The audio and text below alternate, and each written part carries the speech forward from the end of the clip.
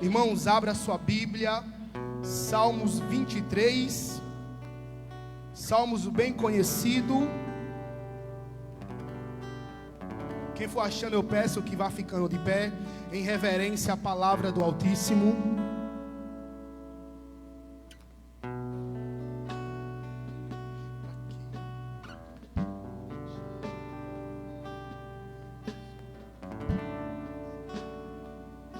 Amém. Quem achou, dê um grito de glória a Deus. Amém. Que vai dizer assim: o Senhor é o meu pastor e nada me faltará. Deitar-me faz em verdes pastos, guia-me mansamente à água tranquila. Refrigera a minha alma, guia-me pelas veredas da justiça, por amor do teu nome. E ainda que eu andasse pelo vale da sombra da morte, não temeria mal algum, porque tu estás comigo, e a tua vara e o teu cajado me consola. Preparas uma mesa perante mim na presença dos meus inimigos.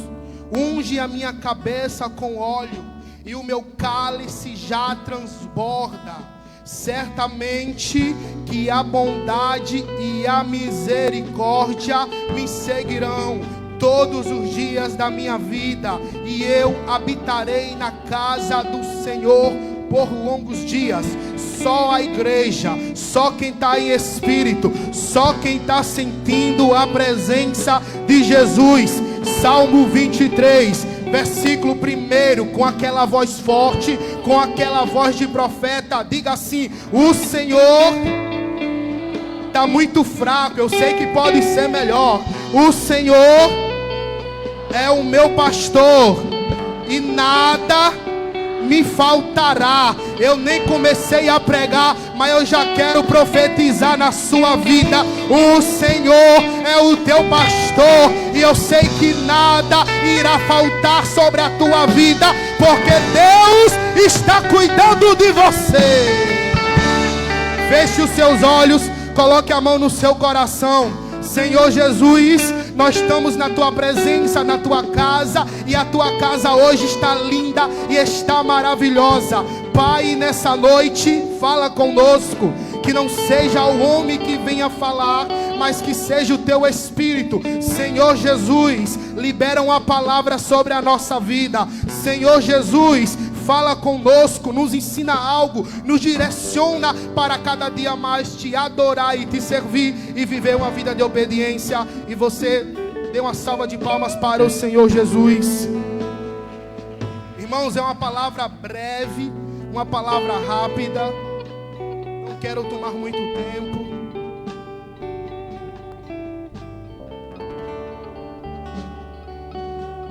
É um texto bem conhecido. Talvez esse é o texto mais conhecido da Bíblia.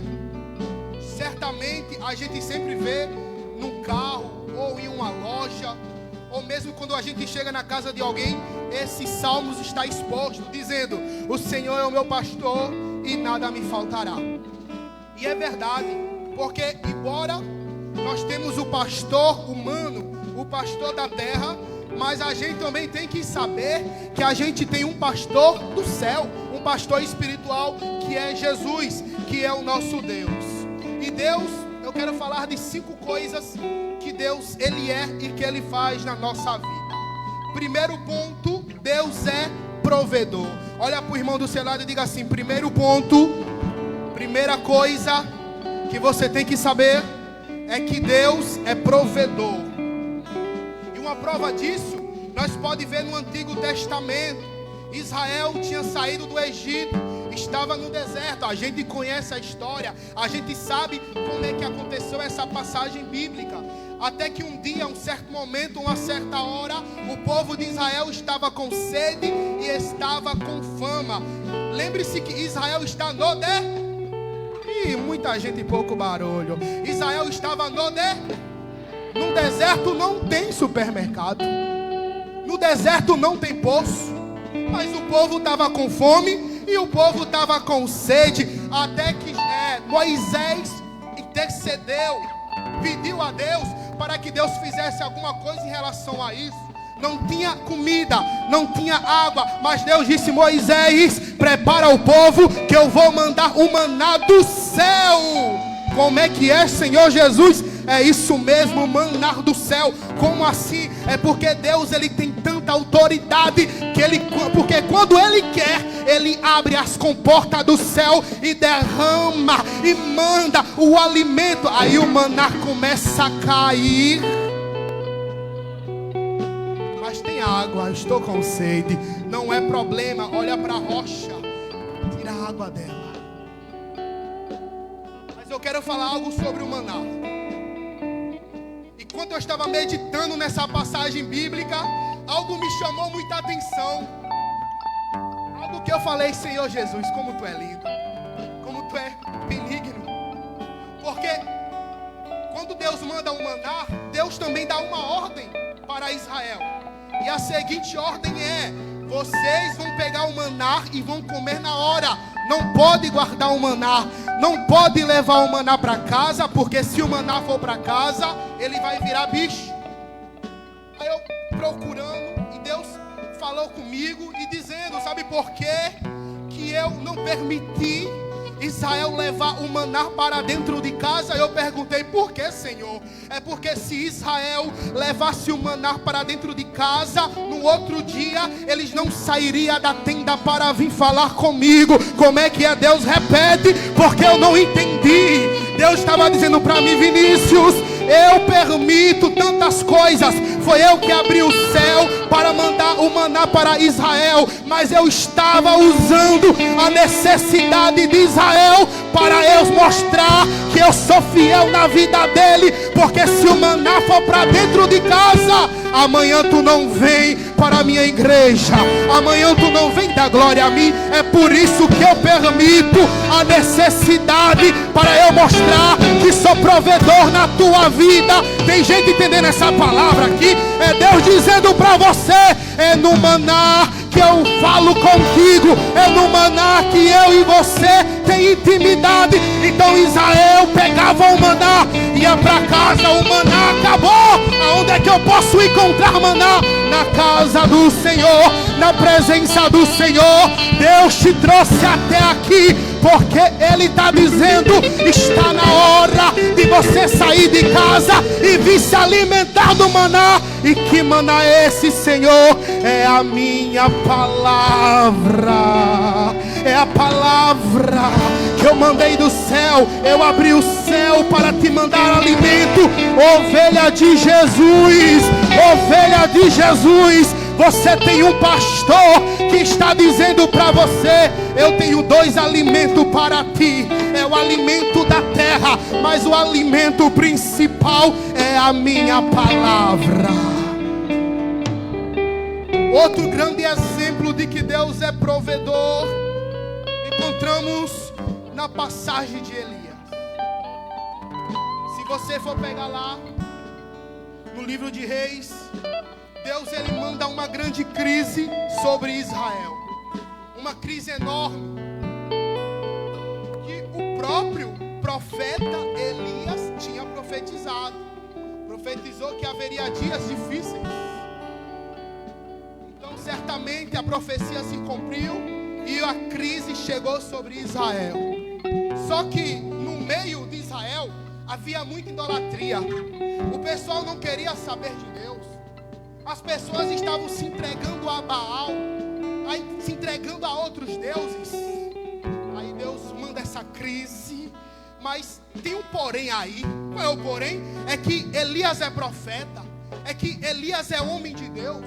É que Elias é homem usado por Deus, profeta zeloso de Jesus. Então Elias recebe uma ordem de Deus. Deus falou: Elias, vai até Sarepta, porque lá uma mulher irá te sustentar. Então quando Elias chega até em Sarepta, ele encontra uma mulher e ele pede água a ela, ela dá água a ele. Depois ele olha para ela olha para ele e ele diz assim: mulher, tem alguma coisa para eu comer? E ela diz: tão certo vive o Senhor, Ele sabe de tudo que eu não tenho nada. Eu só tenho um pouquinho que é para fazer para mim e para o meu filho, e depois morreremos. Só que tem uma ordem de Deus aí. Tem algo liberado da parte de Deus sobre Elias. Elias e Sarepta, você vai encontrar alguém que vai te sustentar. Só que quando Elias chega em Sarepta, ele encontra alguém que está pior do que ele. Mas a ordem de Deus foi o quê? Que ele fosse lá, porque lá uma mulher iria sustentar ele. É nessa hora que a gente, Jairo, duvida da profecia. É nessa hora que a gente olha para o lado, olha para o outro e fala: Senhor, será que eu entendi direito? Tu mandou eu ir até Sarepta porque lá tinha alguém para me sustentar. Mas quando eu chego na cidade, eu encontro alguém que está pior do que eu. Mas eu aprendi uma coisa: quando Deus dá uma ordem, quando Deus libera algo, eu posso até não entender, mas eu sei que do jeito que Ele falou vai se cumprir. Então Deus libera mais uma palavra para Elias e diz: Elias, libera, profetiza, manda ela fazer um bolo para você, porque depois que ela fizer essa comida, primeiro dá a primeira parte para você, e eu irei providenciar na vida dela. E assim Elias faz. Elias diz: mulher, tu crê em Deus? Vamos dar uma de doido agora. Tu vai lá, pega esse pouquinho que tu tem e faz algo para mim. E depois Deus vai fazer grande coisa na tua vida. E assim ela fez. Ela fez o bolo, entregou para o profeta comeu. Talvez na mente dos incrédulos, o que vai acontecer agora talvez seja algo impossível. Às vezes na nossa vida a gente acha que não vai acontecer. Quantas vezes você já não precisou de 1 quilo de galinha? Ninguém sabia. Aí chega o irmão, bate na tua porta. Quem é? Quando você abre a porta, o irmão com 1 quilo de galinha para te dar. Não é desse jeito. Às vezes está passando umas necessidades em casa. Ninguém está sabendo. Aí chega alguém com 50 reais, com 100 reais. Aí você olha: o que é isso? Eu não sei o que foi, mas Deus me tocou para te dar isso. Sabe o que é isso? É Deus dizendo: eu estou vendo a tua necessidade. Eu sou o teu pastor, e o pastor cuida das ovelhas. Aí Elias olha para a mulher e diz: vai lá, porque Deus está liberando algo. O que é que Deus está liberando? Ele está liberando assim para a mulher de Sarepta e para você e para a minha vida. A farinha da panela não se acabará e nem o azeite faltará. Isso é profético.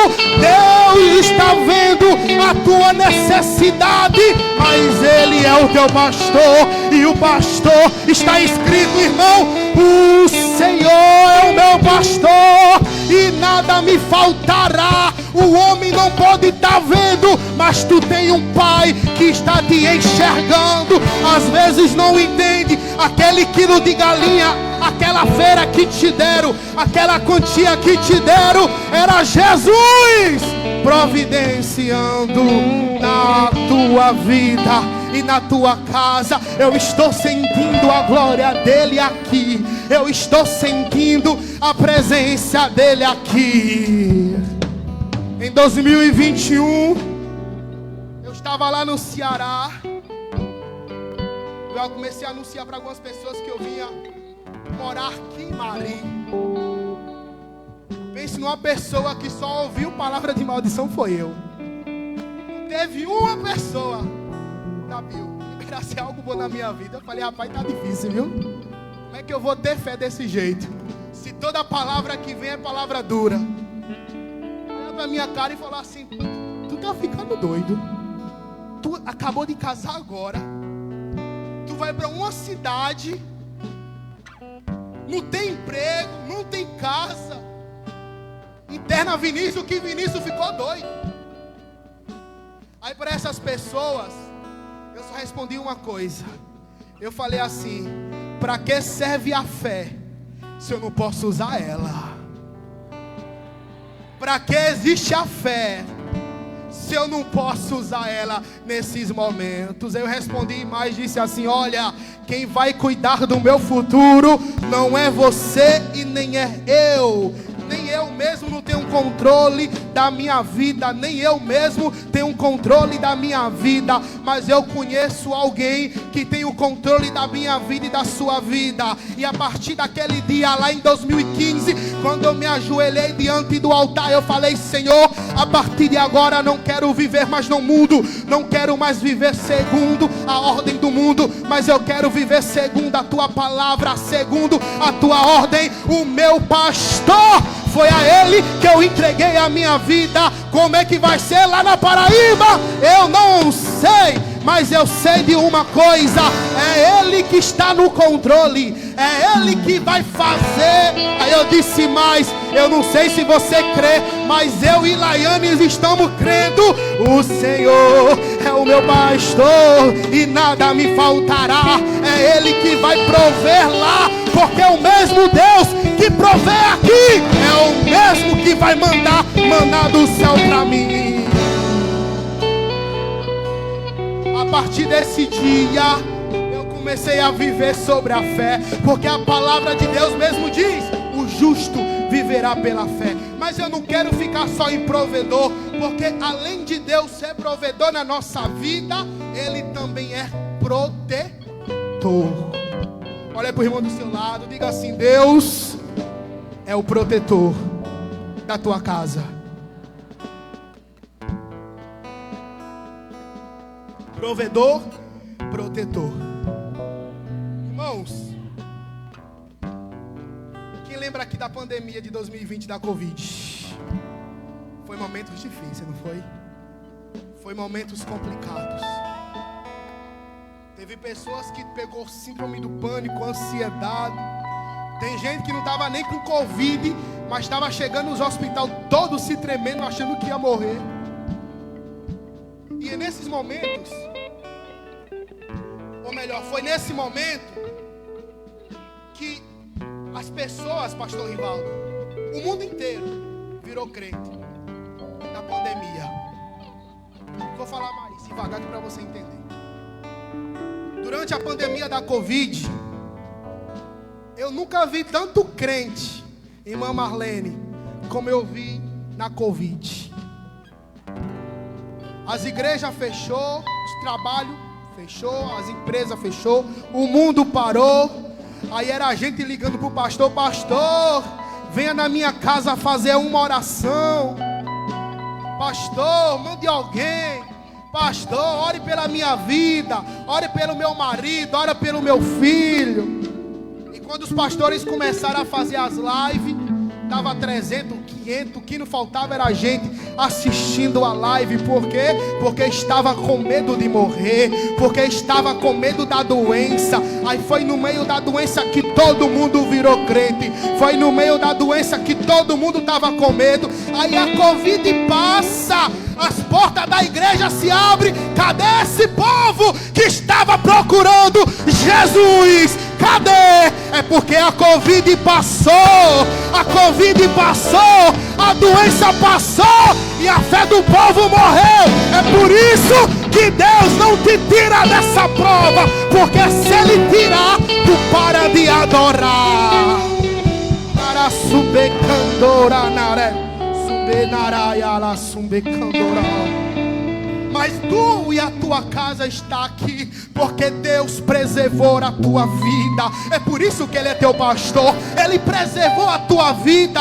Quantos livramentos Deus já não te deu, criatura? Quantas vezes o pneu do carro furou, aí tu começa a reclamar, começa a falar. Quantas vezes, irmão, acontece alguma coisa no carro, o carro não pega, o ônibus não pega, a moto aconteceu alguma coisa, não pega. Talvez tu não esteja aí entendendo, mas talvez isso seja Deus livrando a tua vida, te livrando de um acidente. Eu fico muito magoado e muito triste, porque às vezes quando tu vai orar, tu só sabe pedir, tu só sabe murmurar diante de Deus. Mas faz o seguinte, tira um momento para agradecer, porque esse Deus tem te livrado do laço do passarinheiro.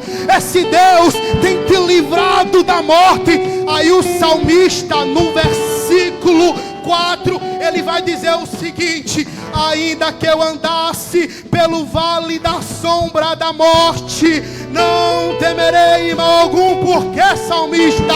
Porque Deus está comigo, o meu pastor está comigo, o meu pastor está me protegendo. É nos mínimos detalhes, talvez eu e você não entenda, mas Deus está salvando, preservando, te dando livramento a tu e a tua casa.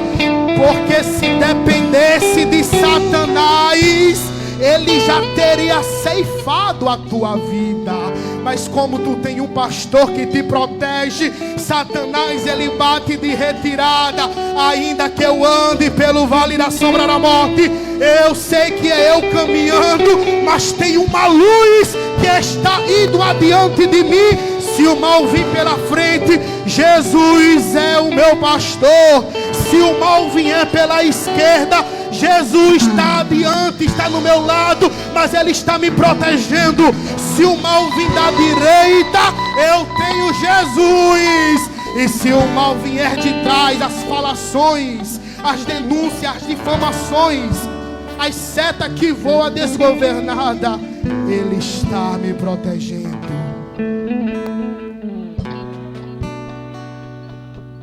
Irmãos, tinha um pastor chamado César, um dos meus primeiros pastores. E o pastor César, todos os dias, lá no Rio de Janeiro, ele pegava o ônibus às 6 horas da manhã. 6 horas ele já estava de pé para pegar esse ônibus. Era o mesmo ônibus. Teve um certo dia, eu não sei o que aconteceu, o telefone não alarmou e o pastor perdeu o horário. Ele se acordou, já começou a reclamar, falou: rapaz, como é que eu fui perder? O meu patrão vai me dar uns carão. Quando ele liga a TV, o mesmo ônibus que ele ia pegar naquele dia, na curva, o motorista não conseguiu fazer e o ônibus capotou. Por isso que eu digo e vou repetir: quando as coisas derem errado para você fazer uma viagem, questione não, reclame não. É porque eu queria um certo lugar, deu tudo errado deste lado. A gente tem que aprender, né, tia, a ser espiritual. A gente tem que aprender a entender o que Deus está falando com a gente. Um certo homem também congregava comigo. Quando ele era do mundo, ele não era nem da igreja, era do mundo. Ele ia para uma festa, tinha pagado o ingresso, tinha pagado o carro alugado, ele e os amigos dele. E na hora que ele foi entrar, ele falou que uma voz dentro de si falou no coração dele, dizendo assim: não vá não, não entre nesse carro não. Ele falou que parou, ele falou para os amigos dele: eu não vou não. Os amigos dele: como você pagou? Não vai ficar aí? Não vou não. Infelizmente esse carro e os amigos dele acabou morrendo. E a partir desse dia ele se converteu junto comigo. E nesse dia ele se converteu a Jesus. Porque dias antes ele tinha ido para o culto e alguém falou para ele: Deus está te chamando para a casa dele. Talvez a gente não entenda isso. Eu e você, nós não sabemos quanto livramento Deus já deu à nossa vida. Quantas vezes Deus já livrou a gente nem sabe. É por isso que eu digo, irmão, é importante a gente orar agradecendo a Ele. Porque Deus tem feito tantas coisas, Deus tem feito tantas maravilhas sobre a nossa vida. Se você está aqui hoje, é porque Deus, Ele te ama. É porque Deus te trouxe aqui. E você sabe qual foi o maior livramento que Deus deu a você? Foi naquele dia, na cruz do Calvário, quando Ele se entregou. Porque tu estava condenado à vergonha eterna. Mas Jesus, o Cordeiro de Deus, se entregou para te dar livramento. Deus Deus não te deve nada, é você que deve a Ele. Deus não é obrigado a fazer nada por você, porque a maior coisa Ele já fez. Ninguém tem coragem de se entregar por outra pessoa, mas Jesus morreu pela minha vida e pela tua vida, e isso é o maior motivo que nós temos que agradecer. Ele é o meu pastor, e o pastor dá a vida pelas suas ovelhas. Eita Jesus! Mas além dele ser protetor, além dele ser provedor, Ele é o nosso Pai. E por ser o nosso Pai, Ele nos corrige quando é necessário. Em Hebreus capítulo 12, versículo 6, vai dizer o seguinte: pois o Senhor corrige quem Ele ama e castiga quem Ele aceita como filho. Portanto, suporte o sofrimento com paciência, como se fosse um castigo dado por um pai, pois o sofrimento de vocês mostra que Deus está tratando como seus filhos. Existia um certo rapaz na Bíblia, e ele, todo arrogante, sem ter visão de futuro, ele foi até o seu pai e pediu: pai, eu quero a minha herança, eu quero a minha parte, porque eu vou ganhar muito dinheiro lá no mundo e vou multiplicar e vou ficar rico. O pai: você quer sair da minha casa? Ele falou: papai, eu quero sair, eu quero ganhar o mundo. E às vezes assim Deus faz.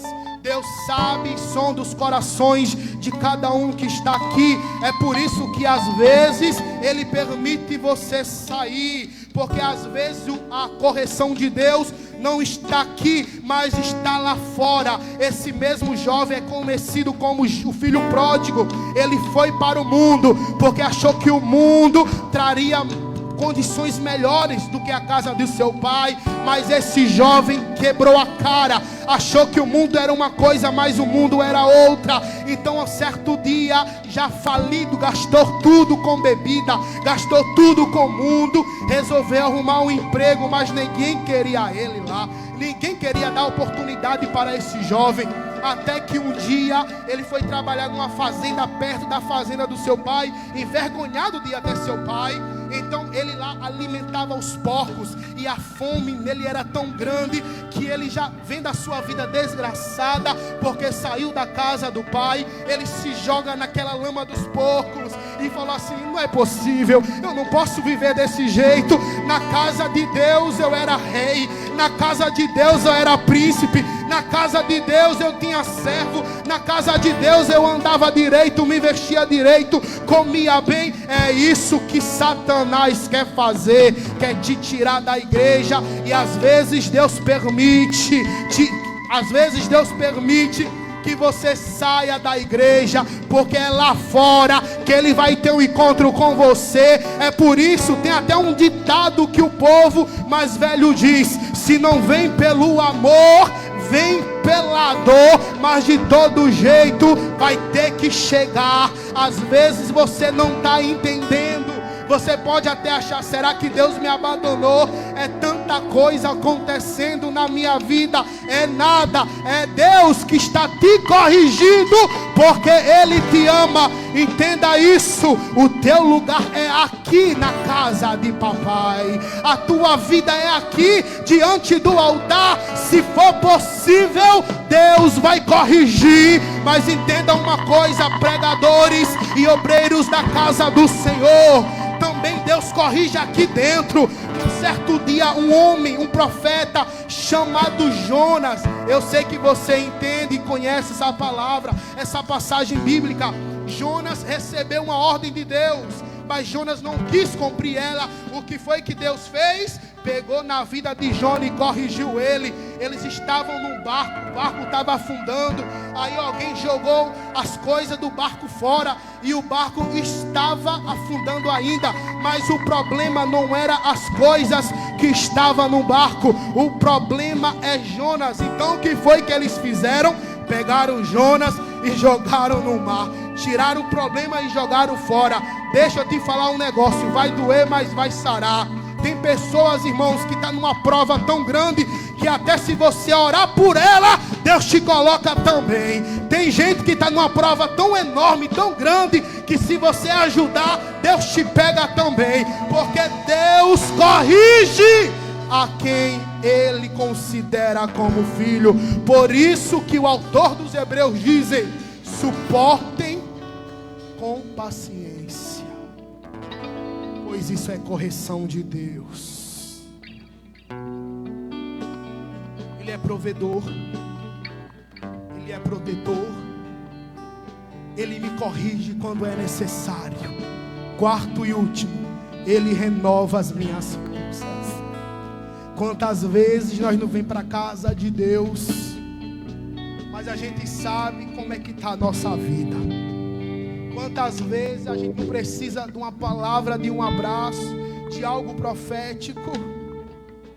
Em todas as ocasiões, várias ocasiões. Tem muita gente na Bíblia que, se eu for citar, eu vou ficar até amanhã aqui falando. Mas tanta gente que estava fraco na fé e Deus foi lá e renovou. Quantas pessoas estavam desanimadas, estavam tristes, mas Deus foi lá e renovou as forças, e renovou a alegria, e renovou a felicidade. O Senhor é o meu pastor, e o Senhor, Ele me dá forças. Recebe força de Jesus, recebe as forças. Nessa noite Deus está enchendo você da graça, da misericórdia, do poder e força. Recebe força, recebe renovo. Fica de pé. Ele é o provedor da minha vida.